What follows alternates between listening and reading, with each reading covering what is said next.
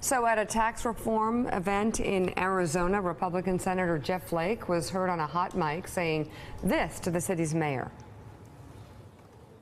Come the party of Roy Moore and Donald Trump. We are toast. Yeah. That it seems pretty obvious. President Trump responded on Twitter, quote, Senator Jeff Flake, who is unelectable in the great state of Arizona, quit race, anemic polls, was caught purposefully on mic saying bad things about your favorite president. Oh my God. How many lies can you pack into a tweet? He'll be a no on tax cuts because his political career anyway is toast. You know what's toast? Morals in America, honestly. And it starts from the top down.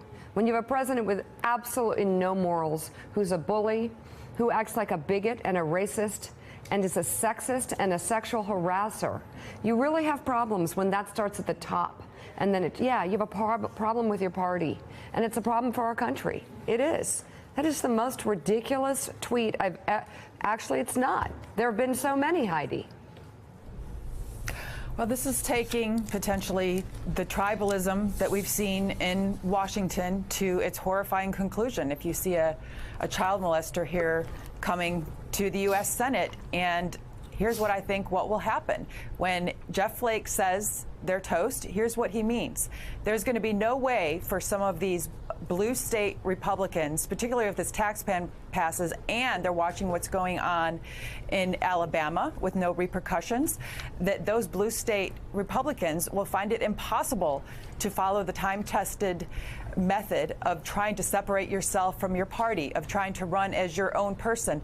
That won't happen because you're going to see a big illustration of what happened in Virginia at the national level of so many of these women who Joe often refers to as standing in the rain, which was true, to come out and vote. Because you're seeing them, by the way, not just in blue states. I've done some reporting on this, and you're seeing these women's groups, they're called women's huddles, organizing, especially in some of these swing states. They know where it matters. They are organizing. They're being calculated about this. They're not just having listening sessions and powwows. They're being strategic. And that's partly why you saw what happened in Virginia. And it starts from the bottom with state houses, and it goes all the way up to the Congress. And it's going to be really hard for these members in blue states to survive this. And purple states. Michael Steele, Republicans made so many gains when you were there and over the past 7-8 years.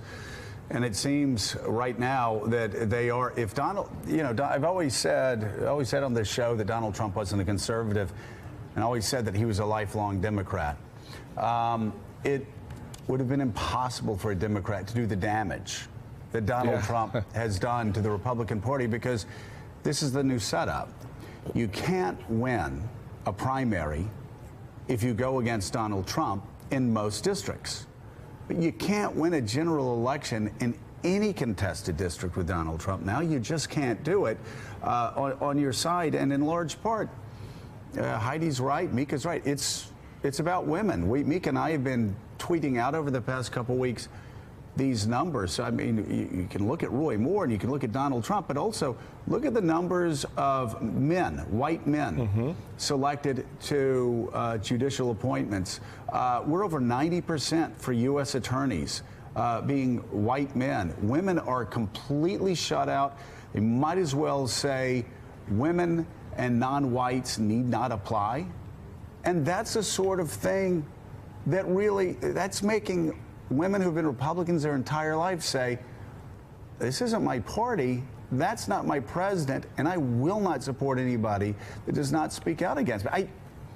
I don't know how Republicans win in 2018 when Donald Trump keeps playing the Steve Bannon 33% game. Yeah, that's part of the irony here in many respects, because the party has, at least on paper, through the autopsy and other, wasted moments, said and professed that it wanted these votes. It recognized the value and the importance of women to the electorate. In fact, women are the ones in most households around the country that sort of determine how the vote will go in that household, if you will.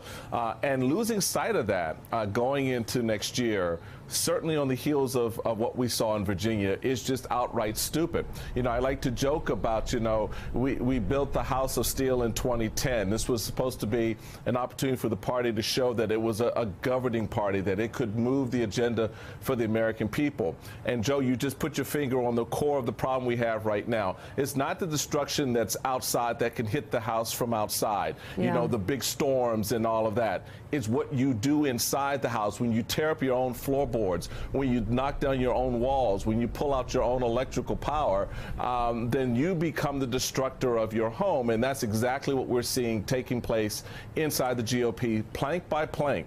Starting with our planks of the convention, talking about what we believe and what we value, we began to deconstruct the administrative state within our own home, if you will, and here we are. And Robert Costa in the inner circle in the White House, and I think this is something that the chief of staff has to contend with, or maybe is trying to, or maybe can't get to it. But who is the strong voice for women, advocate for women, represents a strong woman who really wants to push this White House in the right direction as it pertains to issues important to women? I can't think of one. Well, the obvious answer is his daughter, Ivanka Trump, who's taken up those issues. But as you say, Mika, it's debatable about her impact and her choices. That is widely debated. But on the Jeff Flake question, I just want to say one quick thing.